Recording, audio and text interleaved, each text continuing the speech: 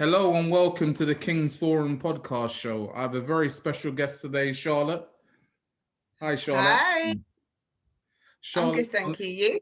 yeah, not too bad. Charlotte's on the show to spread some awareness of epilepsy and just talk about how she manages her epilepsy and her day to day. Charlotte, could you tell a Thank you little bit for about having me. yourself? Well, I'm Charlotte. I'm 34. I have epilepsy. I've had epilepsy since I was 10 years old. And I was diagnosed with two different types of epilepsy. So it's been a great journey, so to speak, up till now. But you keep You smiling. know, absolutely, absolutely. I do try. So talk to me. What is epilepsy? Yeah. Okay, so epilepsy is a neurological condition of the brain in which it causes electrical outbursts in the brain. So it could affect one part of the brain, half of the brain, all parts of the brain, and that causes fits and seizures. So it's not a nice feeling. Sometimes you're aware of it, sometimes you're unconscious. It depends on what type of epilepsy you have. There's so many different types, from tonic-clonic seizures to focal epilepsy, atonic, simple partial, absences. There's quite a few different types And the type of you epilepsy. suffer with? I was diagnosed when I was 10 years old. I was diagnosed with petit mal epilepsy, sorry. And it was like a daydream. I was 10 years old. I'd just be sitting there just daydreaming. And then my mum would be like, Charlotte, and she'd click her fingers and I'd be like, it's like you're back in the room. And I'd forget what I was thinking, like talking about before I had that. And then I'd have a headache and just go to sleep. And then when I was 15, I was at secondary school and I was just playing around like you do with kids. And I fell over and I hit my head and I was unconscious for about 10 seconds. I Yeah. was out cold. And then I was meant to go to the hospital. And I said, no, I just want to go home. I want to go to sleep. And then 2 days later, I was getting out of the bath. And then I had this really funny, like my head just went fuzzy. My head was spinning and I just thought, what's going on here? And next thing I know, I woke up on the floor. And my mum was standing over me and I'm looking at her and I'm like, who are you? I didn't know who my mum was. And she's like, the ambulance is on its way. The ambulance is on its way. And apparently I had a tonic-clonic fit, which is slightly different to a petit mal fit. My body was just stiffening. I was jerking. This loud noise was coming out of my mouth. And yeah, it was just quite scary. Yeah. And when the paramedics came, so I do laugh about this, even though it's not funny, but I'd laugh at myself. I got up, but because I wasn't aware of what was going on and who was who, I didn't realize that I was running around the house naked. Really? Trying to go up the stairs. Apparently I was going, this is what makes me laugh. Apparently I was trying to go upstairs to get my phone. That's the only thing I knew, was to get my phone. And I'm looking at the paramedics and my mum like, who are you? And then it come back to me like, oh, you're my mum, but what's happened? So it was quite scary the first ever time. It wasn't nice. So could you explain a bit more about what a seizure is exactly? Okay. A seizure is, like, as I explained, is a burst of electrical activity between the brain cells. And it can cause temporary muscle weakness or movement. It can affect your behavior. Okay. It can also, your state of awareness changes. Like as I said to you, you know, you're like, where am I? And sometimes actually you don't even know that that's happening to you. Yeah. So, for example, you could see somebody walking down the high road and they look a bit disorientated or they look drunk. Yeah. And you might ask them, are you okay? And they just look at you like they staring right at you and just carry on walking. And they're actually having a fit. You see, a lot of people associate epilepsy with you fainted, you're on the floor, Yeah. or you're shaking on the floor, but it doesn't. It comes in different forms. Somebody could be sitting there and be conscious and having a fit, and just maybe one side of them is shaking, or they're pulling at their top, or their words become really mumbled. And yeah, there's so many different types of seizures, and it's just hard for a lot of people that don't know about epilepsy to really kind of understand. You know, there's I have a friend who has epilepsy as well, but what happens is with them, they just start to talk and then they walk off. They just walk. They don't know where they're going. You know, they do not know where they're going. Sounds very and you dangerous. have to kind of, yeah, it's very dangerous. It's actually quite sad, really, as well, that there's not enough awareness on epilepsy. Hence, one of the reasons why I'm here. Talk to me a little bit about SUDEP as well. Well, for anybody that doesn't know, SUDEP is sudden unexpected death in epilepsy. The latest statistics state 500 to 600 people a year in the UK die of it. But don't quote me. It may have changed. Hopefully, it's lessened. So, sudden unexpected death in epilepsy is where a person, without warning, dies of epilepsy. It can be in the case of, like, they could be standing 1 minute and then they just fall down. It can happen in their sleep. It's prone to people more that are having seizures at night, because there's people that have nighttime seizures. Or if they have uncontrollable fits. And it's usually from a post-mortem. If nothing else shows up in that person, they will indicate, okay, this is SUDEP. They've just suddenly died of it. I don't know the full ins and outs. I think it's still, even though it's being diagnosed and it's out there, there's still a lot of research into it to hopefully one day find what actually, is there anything in particular in regards of epilepsy that can trigger that? Yeah. No, I hear you. Thanks for that. So talk about your seizures. How long do they normally last? Roughly. If I'm having an absent seizure, which is where a little bit like daydreaming for a couple of seconds, yeah, that will last for a couple of seconds, an absent seizure. Sometimes I could have one or two, or sometimes my eyes could flicker. And if my eyes flicker, it's usually a sign that, okay, relax now.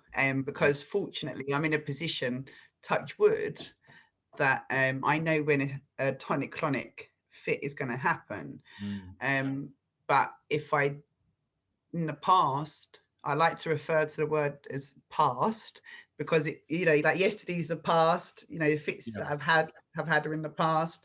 I can be unconscious from 30 seconds to up to 2 minutes. Okay. It depends. I mean, when I was a lot younger, I would have a tonic-clonic fit. Funnily enough, they used to start usually in the morning. If I wasn't well, I'd have it in the morning, and then one again in the afternoon, and then one again like early evening. But thankfully, with medication, that's stopped. And so when I have a fit, tonic-clonic, I fall down. If I haven't got the chance to lie in my recovery position, I would just, wherever I'm standing, I would just go down. And I'll jerk, I'll make a sound, so my body's stiffening as well. And then I'll come round and it's like, oh gosh, I've had a fit. You know, some people are known to have loss of bladder control as Yeah. well. That's only happened to me in 17, yeah, since I was, so if I count from when I was 15, when I had the tonic-clonics, I think I've only lost control of my bladder twice. Okay. It's embarrassing. Yeah. It's embarrassing, and you feel really, really tired when you have a seizure. It's like you've just been hit by a bus. Well, that's what it feels like to me. Yeah. So yeah, it's not a nice experience. But as I said, you keep on smiling and you keep on going, which is great. Yeah, I do. I think with me, how could trying to think of the right words. When I have had an episode, it does knock my confidence. It does. Even though I'm always smiling, it does knock my confidence. And I do feel sad, and I do cry because I think, why me? Why has this happened? It doesn't matter how long you've had it. In my case, it's like, because I'm touched when it's manageable, what happens is when I have had one, I feel like I've gone 10 steps back. No, I hear you. So, and when you're lying on the floor, when you've just woken up, you're like, you just want to go into it, like curl up into a ball and cry. I can Really. imagine, because at one point you feel like you're in total control of everything, and then all of a sudden you feel like you're back to square one and you're not in control of this. No, it's just that loss of control. I mean, I've got a scar on my eyebrow, inside my lip, and on the other side of my lip, and there, from when I've in the past, and I've had fits, and I've literally just fallen on my front and just smashed my face, because obviously you're stiffing your jerkin, so wherever you've landed, you know, your head's hit, you know, if it's a hard surface, then there's, you know, a great chance you're going to have some bumps and possibly some cuts as well. But I wear the scars with pride. It's a part of you and your journey, yeah? Pardon? It's a part of you and your journey. Well, it's out of control, out of my hands, isn't it? So whatever's going to happen is going to happen. And, you know, you just go to the hospital and they look at you and think, oh, have you been in a fight? And I'm like, no, I just had a fit. I mean, the black eyes I used to get like years back, more in my earlier years of having epilepsy, I'd wake up and the next thing it's like a big black eye. And I'd be like, my friends would be like, what's happened? And I'm like, I just had a fit. And they're like, are you sure? Because of how it did just look like a black eye. And I'm like, yes, I just landed in a awkward way. What can I do? So talk a bit about how your family and friends have supported you, your epilepsy. And my mum, she's been absolutely amazing. Because my older sister actually had epilepsy before me. You see, in regards when I said earlier about the different types of epilepsy, there's also hereditary. Sometimes, like with me, because I was diagnosed with idiopathic generalized epilepsy, that means like absences, tonic-clonics, but idiopathic means there's no actual, they can't find a reason as to why I have epilepsy, other than the fact that because my older sister had it, they put it down to it's genetic. So, but my mum, she's been absolutely amazing, and my friends, they've actually kind of kept me going, really. And it was my mum that actually put me in a routine. She, when I had to start medication, she was like, right, Charlotte, at this time you take your medication, and in 12 hours, 10 to 12 hours later, you take it again. And she was always there and always has been. And so have my sisters and my brother and my friends. If I'm unwell, They come over and help me out. They might take my child, today is for a day or two so I can recover.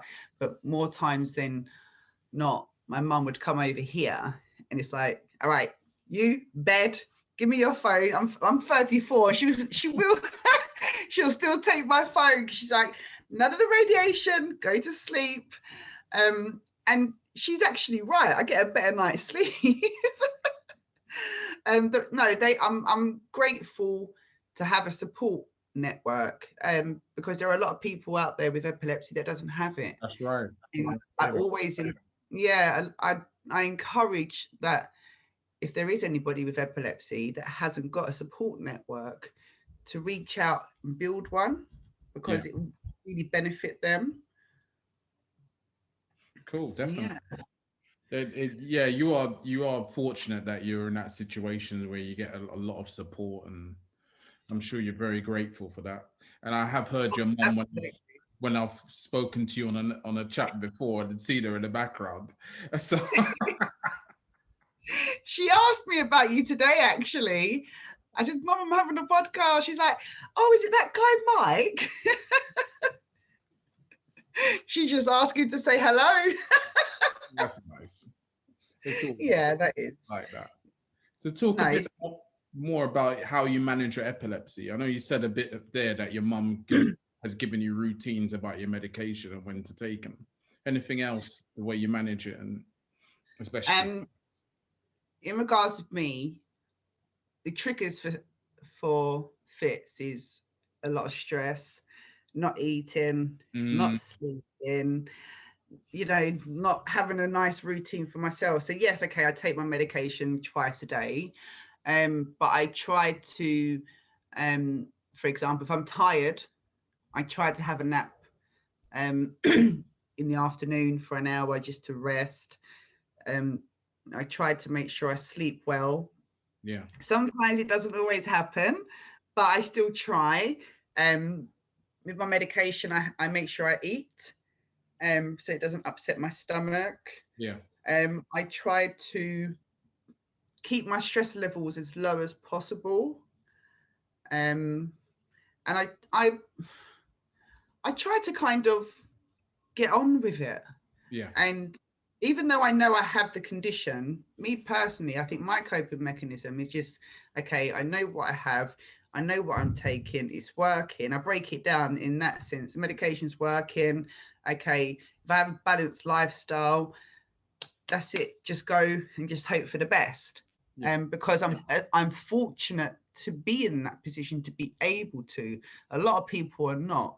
So I just try to manage it in that way, just a routine, really. And when I'm feeling really stressed, just stop what I'm doing, because years ago I never used to. So I've had to learn over the time. So it was from having fits that I realized, okay, what happened, what was going on before I had that fit, what was the build up, and then I learned what would trigger it, and then I just had to then adapt my lifestyle slightly to manage it a lot better and make sure I take medication. If I need a reminder, have a reminder. If I feel a bit under the weather and think, okay, I might have a fit, I have rescue medication. So excuse me. So I have that always there. And I think, okay, I can just take an extra tablet, and then I might feel sleepy and relaxed, and then just go to sleep. Yeah, no, it's good, because it looks like you've looked at kind of the triggers and how to manage that. So through experience over the years, you've learned that this triggers this and this can set me off. So I need to then be doing more of this in order to have less of that, have an impact on me. So yeah, that's good. It's almost like life lessons, isn't it? Learn from your experiences. Yeah, it is. I mean, it is hard. I mean, if you have uncontrollable epilepsy, it's very hard, and I've seen it firsthand at an epilepsy centre that I've been to 3 times, and there are people that would do anything just to be in a position that I and a lot of other people are in, you know, just to be able to walk around. There are people that would be having up to 10 seizures a day. And, you know, they haven't got as much freedom as I have. So I kind of try to live not just for to benefit me, to help me manage my epilepsy, but also for them as well. Oh, definitely. Does that make sense? Yeah, it does. Because when you see people that, you know, they look at you, they're like, oh my God, you only have one, like maybe once every couple of months. I'm like, I'm like, yeah, I actually feel bad. Because I think I really wish that the same was happening for you. So I always, at the back of my mind, I always think about people that are struggling more than me. Yeah, no, I hear you. Come on, I'm going to do this for us, you know? Yeah, I hear you. My mom used to always say that to me. She said, look, stop feeling sorry for yourself. There's people that are worse off than you. Whenever I went through a bad time or something, she'd be like, look, there's people that are going through worse times than that. Just get I think what it is as well, I think we are human beings, and we do also have our own lives. And I think that like when I've had a fit, yeah, I may feel sorry for myself for a couple of days because I'm still living my life. Yeah, of course. And it's upsetting for me and my child, and it knocks your confidence and your self-esteem. But then after a couple of days, just like your mum, my mum said, right, that's enough now. Get up, get on with it. Stop thinking about it. It's done. You know, stop letting it go over in your head. Just get on with it. You know, you're allowed to, you're able to. So come on. And then she'll remind me, the other people that can't, they're still smiling and they're still happy. So you stop, get on. Yeah, that's the way it is, though. But she's so true. It's so true. It's, do you know anybody with epilepsy? No.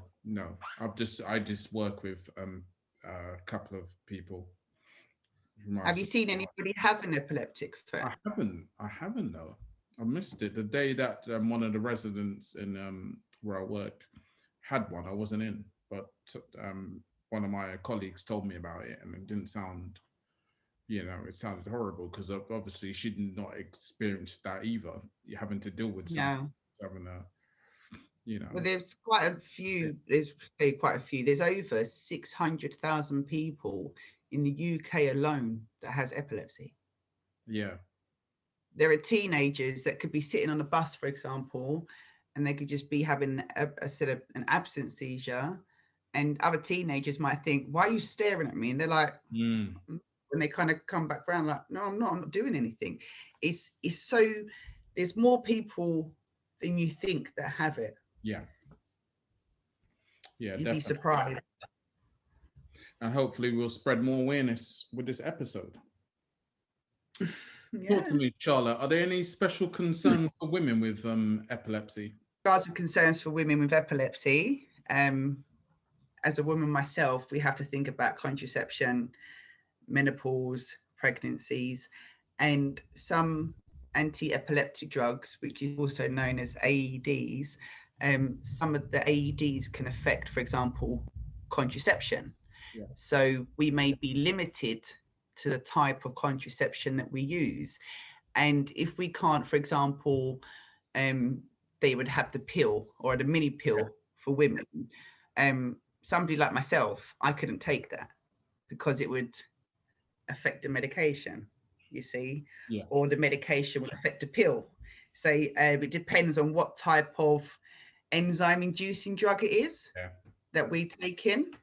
In regards with your menstrual cycle, some people actually have, if I pronounce it right, catamenial epilepsy, which is where they have seizures around the menstrual cycle time.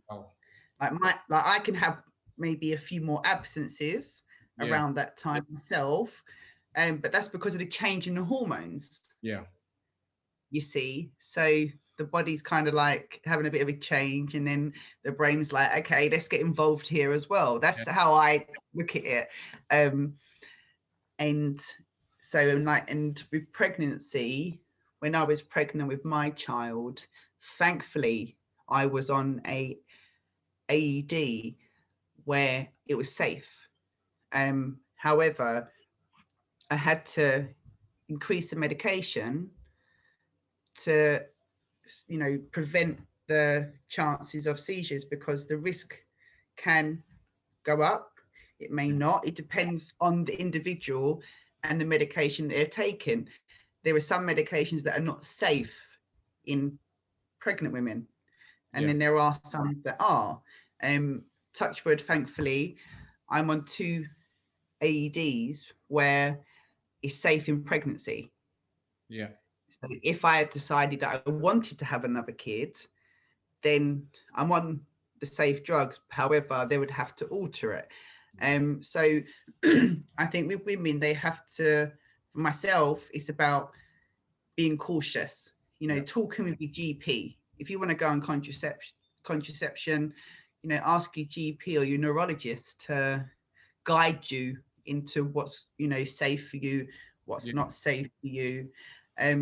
Whereas with men, they don't have that, issue of, being pregnant and, having a menstrual cycle. Yeah, no, I hear you. It's a lot more complex. So, yeah, they call us complex patients. Talk to me about the impact epilepsy has had on your life. Wow. The impact. Now I've got to go right back. What, to when I was first diagnosed, or just in general? That question. What does that bring to your mind when I ask you that question? I would say at first the impact was very heavy. I didn't want to have epilepsy, as a state. I would do everything in my power to be in denial. Yeah. However, I think as the years have gone by, I think because I understand it and I have enough knowledge on my condition, I just kind of get on with it. It can be hard. It can be frustrating when you're having to talk to doctors, for example, about medication all the time, because it's like you've got like a little bag with you. Like, so if you have to go somewhere, like into hospital for something else, to me, it feels like I've got that little bag. Okay, yeah. So what epilepsy medication do you take? I take this, this, this. Then they ask you, and so how many seizures do you have? And it's like this, this, this. And sometimes it's like, oh, it's actually then becomes stressful, because it's like, look, I have epilepsy. This is the medication I take. What more do you need to know? But it's had its highs and lows. The impact has been heavy at times. And I think now, as I've got older, the impact is quite low because I've accepted it. Yeah. And but then it becomes high again if I've had a fit, because then the panic kicks in and it's like, oh, here we go again. Well, this is that acceptance is key, isn't it? And experience, maturity, the older you get. So yeah, definitely. I'm sure the younger you were, that was like, it's stopping me from doing this. I want to get on. I didn't think I could do anything. I didn't think I could do anything. I didn't even think I could work. Yeah. Or have a normal life, or drive, or, go out with friends. And I just felt like my life was over. That's how heavy the impact was when I was younger. I was like, well, why am I even here then? What kind of life am I going to have? When I was 15. But as you get older, it's like, yeah, it's not so much like that with me now anymore. So you have a daughter? Yes, I do. How has epilepsy kind of impacted your relationship with her? She found it very hard, naturally, to know that her mum had a condition where she could, be on the floor, 1 minute talking, next minute I'm going to have a fit. She was 3 years old when she first ever experienced me have a fit, and naturally freaked the life out of her. And thankfully there was a friend here at the time, so they knew what to do. And then so over the years I had to learn to educate her about, this is what to do. If you ever see mummy lying on this side of the floor or wherever, mummy's had a fit. And then I had to explain the whole process of what a fit is, break it down in a kid's term, what is epilepsy, what I need you to do, which, to help mummy. And I think she's resilient. So even though, like 11 years later, she might still say, she admits she gets a bit scared, she knows what to do. She knows how to unlock my phone, which she loves, to do, just in general, because she knows she can ring my mum, and she'll knock on my neighbour's door. They will help.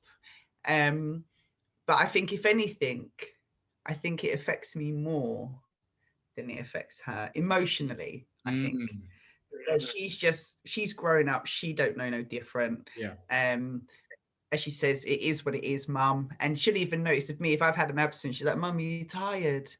Or do you need to go and have a lie down? Or it's like she's like a little carer, like a little adult, for an 11-year-old. And but in my heart, I just feel sad. Like, I'm proud of her in every single way possible, that she knows what to do and how to help me. But I think I just get emotional because especially if it's happened, because I'm like, I'm proud of you, but at the same time, I feel so sorry. But that's because my self-esteem has been knocked, and confidence, and I say to her, like, I'm sorry, this has happened. And she's just like, she'll just stroke my face and say, mummy, it's okay. Just go and have some rest. Nanny's here. I'm going to eat loads of sweets. And when you wake up, you'll be feeling better. So she's learned to be more resilient. She's more resilient than me, I think. It's taken me a long time to get to where I am now, longer than 11 years, to get to this comfortable, safe zone of how I can talk about it. Whereas with my daughter, she gets scared, and she does panic, but then she forgets about it quicker than me. Yeah, she just moves on. And it's me like feeling sorry for myself. I envy that. I actually wish that I could be just as resilient as her. But we're all different, aren't we? Yeah. No, it's true. She's your daughter in your blood. Yes. She definitely gives me the strength to continue. She great. Definitely does. That's a good thing, man. It's a positive. Of course. So how has epilepsy impacted your work? Oh, I actually, when I first started working, applying for jobs, I had to at the time I thought, okay, I had to disclose I had a condition, because they'd say to you, do you have any conditions? And I used to say, yes, I have epilepsy. And I used to try and I'd play it down. Yeah. And they would give me a job. They'd never give me a job. And then I was like, oh, so I'm not even good enough for a job now. Do you know what I mean? You start, because it does emotionally, it can affect you. And then my mum said to me one day, she goes, Charlotte, she goes, just don't tell him. Just don't tell him. And then when you get the job, you tell him. She goes, they can't sack you then. So I thought, okay. And I was like, but that's a bit naughty. She's like, no. She goes, because you're being discriminated because of a condition. The wise lady, bless her. So I thought, okay, listen to mum and all. So I applied for a job, and they said that actually they didn't even mention if you got any conditions. So I was grateful for that. And I was just like, got the job. And then I think it's about 3 months in, I was like, oh, I have a hospital appointment. And they're like, oh, I was like, yeah. I said, I've got to go and see the neurologist. And they're like, And I was like, yeah, but I have epilepsy. They're like, oh, you never told us. I said, you never asked. So, interesting truth. But I think there is discrimination there. There is. All jokes aside, there definitely is discrimination, because I think it's just that they don't want somebody that has a medical condition that could cause problems for them, you know, with health and safety and things like that. They say that we're all treated the same, but actually, in my own experience, we're not. You know, I've had to, like any job that I have had, I've had to either say nothing or play it right down. And I, you know, use the term, I used to have epilepsy. And it's wrong. And it's actually, you leave the interview thinking, I don't even know if I even want to work here, because I've just kind of got against myself. Like, I have a condition, and that's that. I can do this job, you know, and I shouldn't be, you know, I leave the interview feeling worse than when I did going in, because of the fact that there's that discrimination there. And a lot of people do. And so I wouldn't be surprised that, you know, a lot of people hide it because of that fear that they're going to be treated different. And I think, yes, we are all different individuals, but just because we have a condition, it doesn't mean we're any less than somebody that doesn't have it.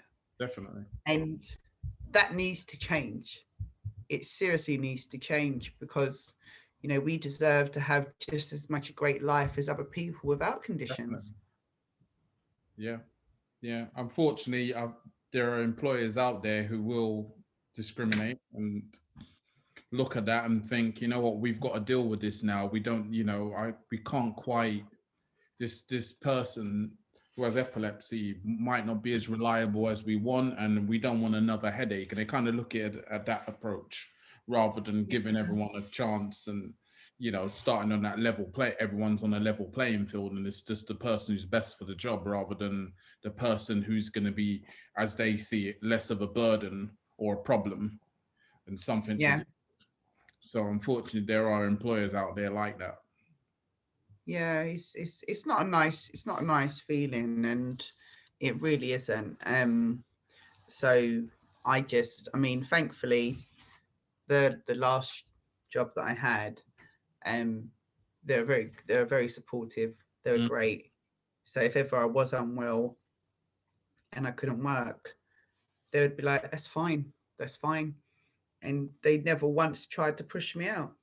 That's good. That's the employers you need out there. Definitely. So you see both sides of it. So you do, like, I've been able to see both sides of it. But there is that discrimination error, you know, and I just hope that it will change. It needs to change, personally. Definitely. So talk about self-care, Shaw. Do you have time for that, and just time for yourself, for being a mom? And I know, so many things, eh? Yeah. I think so. Well, I don't get a lot of time. I don't. I'm always doing something. If I'm not being mum, which is a 24-hour job anyway, I'm doing something else and doing something else. And then I think it's only more so of an evening. When my daughter's gone to bed, and it's like, it's like that relief, that breath of relief, like, okay, this is my time. And either I just fall asleep because I'm so tired, or I'd like to have more time to myself, but you know, that's in my own little world, I'd love that. But in the real world, you know, it's not always possible. But I do try to do commit to 1 day a week of self-care. So I I do my meditation regularly as much as I can, because I love meditation and yoga. But at least once a week, I say, right, today's a day you're going to be extra kind to yourself. Do you know what I mean? You're going to do what Charlotte wants to do, not what Charlotte the sister or Charlotte the mother or Charlotte the daughter. What does Charlotte want? What do I want to give to myself? And it could be, you know, anything from pampering myself, going for a nice walk in the forest, reading, writing. So I am learning to fit some time into me. But yeah, I think it just takes time, really. Oh, definitely. I get tired too much from the medication. Yeah, I was going to say, yeah, around that. Yeah, but, you know, it's an important thing where we can is spend time, you know, on some self-love, some self-care. You know? Yeah, meditation is a nice feel. I like to meditate and read. I do like doing that. So I do that regularly. So I'm thinking of it. Yeah, I mostly do some self-care, you know, every couple of days for myself, but definitely dedicate at least once a week, one day a week to me. Oh, definitely. So talk about mental health and kind of how this has all had an impact on your state of mind. It's been tough. We've been told. I've gone through states of depression. I have generalized anxiety disorder. Anxiety comes hand in hand with epilepsy anyway, especially that loss of control. There are times where I've been really low and depressed, and been in a dark place and just switching off from people. And it doesn't help sometimes that one of the side effects to one of the anti-epileptic drugs is low mood. So 1 minute I can be okay, and then next thing it's like I feel down, and I just don't want to talk about it. I don't think people are going to get it. But thankfully, with the support network, and I have friends with epilepsy. Yeah, they especially the friends that have epilepsy, they get it. They know how, you know, we can feel, and so that's quite uplifting. But the mood, it just kind of just goes up and down, really. It's more so if I've had a fit. My mood just really drops, and I feel like I'm at rock bottom. I'm not at rock bottom, but I feel like I am at that moment, because I've just gone into my own little world. I feel down, I feel depressed, I get tearful, and then when the confidence starts to rise, I kind of get on with it. I think acceptance, as you said earlier, is a very key word, and it's very important. It's just accept it. If I asked my younger self, you know, what I was like then to how I am now, it's nowhere near as I used to be, because it's been such a long time now. So it's like, but I think the mental health side of things, that's where there is a big struggle. It can be a struggle, should I say. So I just have to kind of just try and process my thoughts and my feelings and be like, okay, what do you want to do? You know, do you want to stay like this for the next month, the next 2 years, or are you going to try and do some self-care tips? So what I tend to do is, if I, like, for example, when I got told I couldn't drive, I got really upset with my consultant. He reminds me still to this day. We laugh about it. He's like, do you remember when you was 18 and I told you wasn't allowed to drive for a year? I was like, no, this can't be happening. It's the end of the world for me. And I felt really upset for weeks and weeks about it. I just wouldn't let it go. And whereas now it's like, Charlotte, you know, all you got to do is go seizure free for a year, in my case anyway, and you're allowed to drive. And now I'm like, yeah, okay. But if it happens, it happens. It's that kind of thing. But yeah, I think it's not even so much the fit, it's just that affects me. Well, unless I kind of like hit my face and there's a black eye or, you know, a split lip or anything like that. It's more the emotional side. Yeah. That's where I struggle with. But then I'll give myself like a 3-day period. So I'll say, okay, right, you're human. This has happened to you. This is how you feel. Acknowledge it. Sit with them feelings. You're allowed to do that. But at some point after 3 days, you've got to get back up. Yeah. So before, it used to be a week. I'd give myself a whole week. Whereas now I'm training my mind to like, right, 3 days now, Charlotte. And it was only, I'd say about a month ago, actually, I started and I didn't have a fit a month ago. I just said, right, 3 days. When you're feeling low, you're feeling, you know, down, 3 days is all you're allowed. And then usually by the 4th day, I start to feel better. So I just try and train my mind a little bit, really, to, you know, stay away from the dark places as much as I can. Definitely. And having your strong support network as well, I'm sure helps. Having people around, like you said, friends that have epilepsy that you can have those conversations with and speaking up about it as well, and not just wallowing in it all by yourself, suffering in silence. I think absolutely, it's nice to know that there are people that understand it and get it and feel what I feel. And it's reassuring because it's like there's someone there, there's someone else. It's just knowing that you have a friend that knows, and then they kind of help you snap out of it. Yeah. You know, because if I turn to my mum and tell her how I feel, I get the tough love. It's because she doesn't, but that's just a mother's love. It's like, come on, no, Charlotte, get on with it now, you know, that kind of thing. And I'm like, no, but I've been doing so well, and you know, I've gone how many months, and then now I've had a fit, and then, but how my mum sees it is like, okay, it's life. It's, you know, it's sad, it's not nice, but you've got support. Yeah. Come on, you know. Definitely. So yeah, she pulls it back up, and my friends do. Talk about how you spread awareness, Charlotte.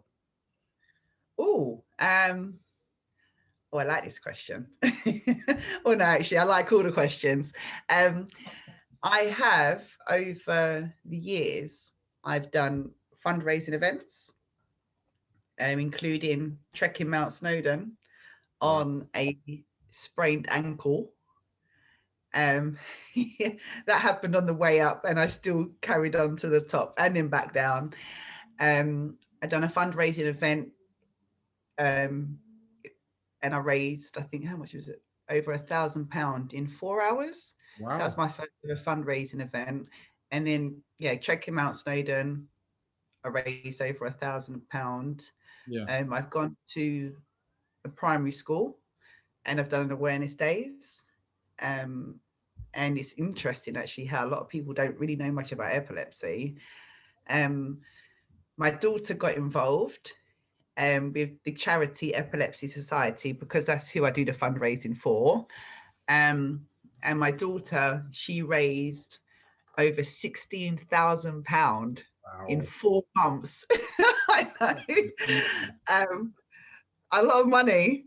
And that's because she just, you know, told her story about, you know, having a mum with epilepsy. And that was the Epilepsy Society. They wanted her on the letter of appeal, and she designed a bookmark as well. And so that went out to like members of Epilepsy Society. And then, yeah, 4 months later, they said she raised over £16,000. I'm like, oh my God. Yeah. What? And I know it's a lot of money, but I'm so proud that she done it. And I've started writing a book about living a life with epilepsy. So I've started on that. So hopefully by the end of the year, that will be out. And hopefully the aim is to not only just talk about it, but for other people to read, and obviously, but to show other people that it's okay. We've got this. We're soldiers. What you're feeling, I'm pretty sure I've experienced, and vice versa. And just to kind of get that awareness out there more. And my daughter, she's actually going to write a book about having a mummy with epilepsy. So children of her age have an understanding as well. So the kids that have parents that have epilepsy, they get it as well. So obviously hers is child friendly because she's a child, but I think that would be great as well. So other kids can read it. So if a parent is recently being diagnosed, like a father or a mother with epilepsy, hopefully they'll see her book on the shelf and mine and say, okay, oh, my child might be interested in that, or I'd like to know a little bit more about someone else's, experience with this condition. So yeah, and hopefully I'm doing it now. My awareness is with you today on the podcast, and hopefully when this lockdown finishes, I can. One of the things that I want to do is continue doing awareness days in schools, workforces, organisations, and to spread that, because it's not a lot. You only get the basic training about epilepsy, don't you? Yeah. Like, okay, if somebody has a fit, this is what you do. Put them on their side, call an ambulance, and it's all great and well, and it's good, but there's not enough training on it. Yeah, there isn't. Definitely. You see, so the aim is to keep pushing the awareness out there. I'm like a dog with a bone. I won't stop until I see there's plenty of changes. So yeah, that's what I have done and what I plan to do. Cool. Sounds really good. Sounds really promising. What social media platforms are you on, Charlotte? Where can people find you? Okay. Well, I have on Facebook. It's currently being updated. It's the Charlotte Rose. So that's currently being updated. On Instagram, it's Charlotte Nero 60. So people can have a look, and then they will see posts about epilepsy awareness. I am over the next 2 weeks going to be posting previous live videos of my stay at the Epilepsy Centre. So there were day-to-day, live blogs of what was going on, how I was feeling. So yeah, people can catch me on there. And at some point, sooner rather than later, I'm going to be setting up a YouTube channel. So when that's ready, I'll put that out there on the, on my social media, so people can, have a look. Cool. It sounds really good. And hopefully share that with other people as well. Definitely. And I'm on, I nearly forgot, I'm on the actual Epilepsy Society's website already. I'm talking about one of the previous fundraising events. And they're going to be sharing my story of epilepsy on the Epilepsy Society website. So you'll be able to find me on there too. Cool. And if people want to talk to me about it, if they have epilepsy themselves or know somebody that has epilepsy, they can inbox me on Instagram, on the Facebook page, and I'll happily, get back to them and speak with them. And if they need any advice or support of any kind, I'm quite happy to give that. Cool. That sounds great. Charlotte, I just want to say a big thank you. It's been an absolute pleasure. Thank you for having me. It's been an absolute pleasure. Thank you so much. No, you're welcome. You're welcome, and hopefully have you back on the show again, and some more collaborations going forward on your YouTube channel. Absolutely, I look forward to it, and thank you again. I appreciate it. Yeah, it's been a wonderful opportunity. No problem. Have a really nice day, Charlotte, and speak to you soon. Yes, you too. All right. Take care. Bye.